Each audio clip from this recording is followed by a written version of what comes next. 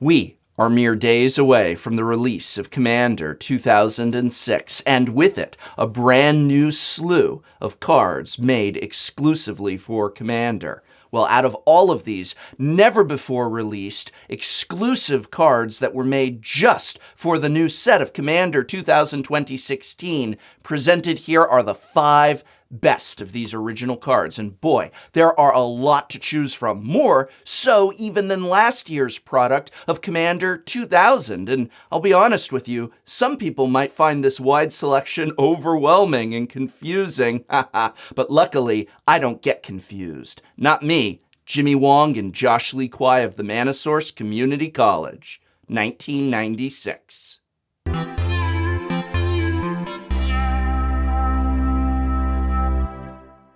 But before we begin, a quick word about this channel. This channel is brought to you by Card Kingdom. No, not this one video, but the entire channel. Card Kingdom is now the official sponsor of Tolarian Community College. Card Kingdom is an amazing brick-and-mortar game store in Seattle, Washington. It's often known as Nerd Mecca, and if you are ever in the area, you should go visit at least once. But you can also visit it by means of our special Tolarian Community College link, and by doing so, you'll be helping the channel out as you do. All right, so coming in at number 5 out of all of the brand new cards created for this year's Commander sets, although there are a lot of better cards out there, this one is my overall favorite. It has built a special place in my heart. And that card, of course, is Fairy Artisans. Fairy Artisans is 3 and a blue for a 2/2 fairy that reads, whenever a non-token creature enters the battlefield under an opponent's control, create a token that's a copy of a creature except it's an artifact in addition to its other types. Then exile all other token creatures with Fairy Artisans. This is crazy good power and crazy fairy fun in Commander. Imagine the effects with everything from Panharmonicon to Parallel Lives to many, many more token and artifact shenanigans. Artisans just screams for the creative Commander construction. This is also one of the wonderful cards that leans into the curve of Commander being a format where the most busted of creatures are rushed out and abused. Instead of trying to hose your opponents, it plays its own game of keeping up with the Joneses.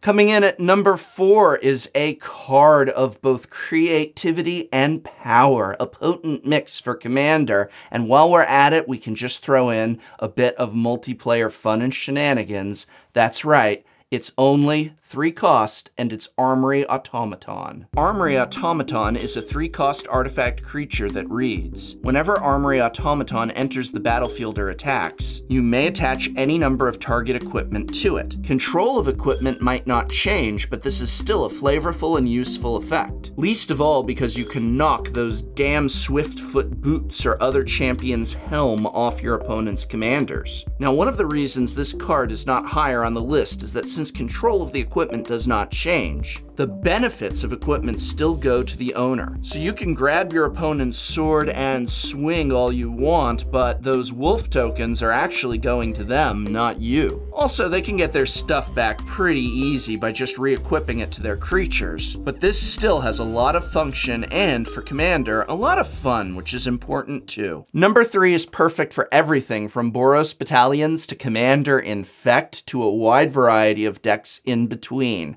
Making the top of most lists, I think this is dead center. Definitely an impressive card we won't see the likes of for a long time to come. And that, of course, is Deep Glowskate. Deep Glowskate is a 4 mana of any color and 1 blue for a 3/3 fish that reads, when Deep Glowskate enters the battlefield, double the number of each kind of counter on any number of target permanents. I'm sorry, did you say double? Because I could have sworn Proliferate was already powerful enough. Okay. Proliferate is nothing compared to this. Any number of permanents? So for example, my entire team of Planeswalkers can go from 3 counters to 6 with 1 cast all at once? Oh man, do I hate Super Friends decks, but are they going to love this Magic Wish fish. Now, number 2 is the only one of our new 4-color commanders to make this list, and so obviously, out of all 5 of them, I think it's the best. Now, when I say best, perhaps I should clarify.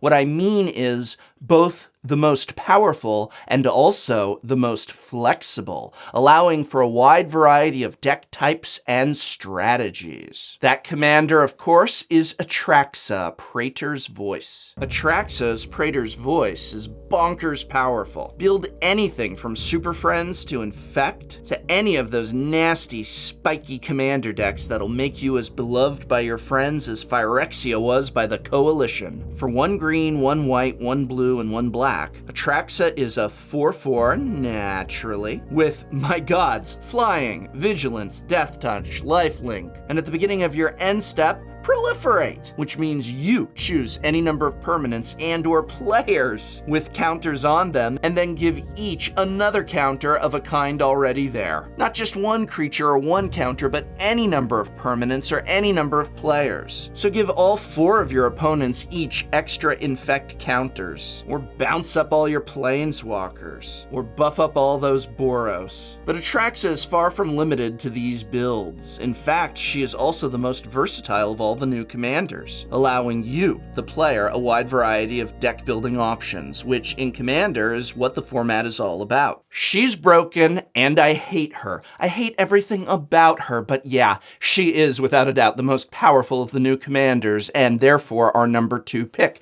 Maybe I should have made her number 1.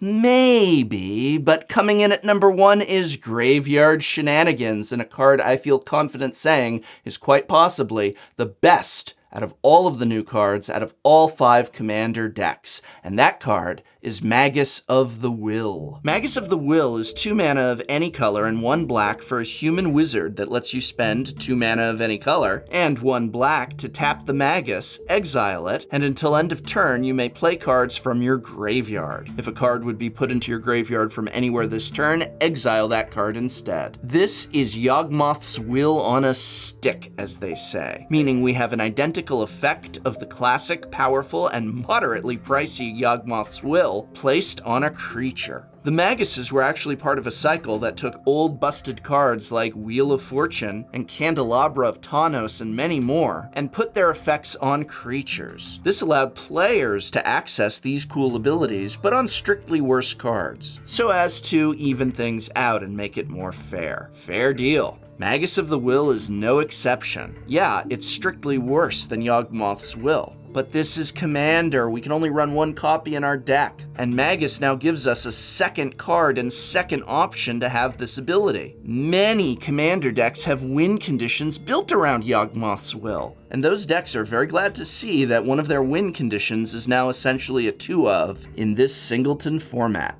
What an awesome card. Sometimes I see one of these cards and I know I don't want to buy the whole set, but just get that 1 card for my deck. And that's one of the many cool things you can check out over at cardkingdom.com if you are interested in buying any one of these singles, any of the other singles from Commander 2016, or even the full Commander sets themselves. Be sure to check out cardkingdom.com for some of the most reliable, trustworthy, and all-around golden awesome service you can imagine, while at the same time supporting Tolarian Community College.